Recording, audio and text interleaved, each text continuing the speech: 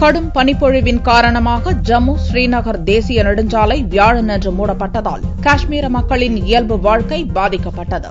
கடந்த ஒரு மாதத்துக்கும் மேலாக வட மாநிலங்களில் கடும் பனிப்பொழிவு காணப்படுகிறது. புதனன்று இரவிலிருந்து பனிப்பொழிவு கடுமையாக காணப்பட்டது.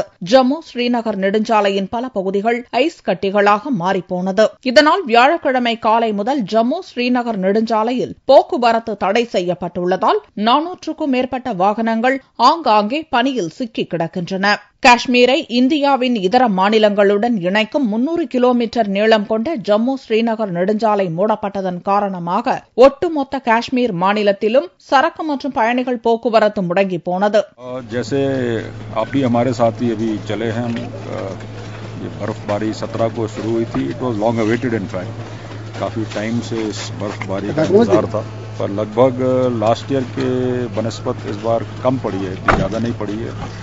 And I think traffic can start.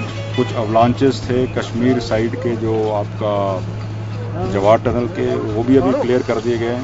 And I think traffic can be restored.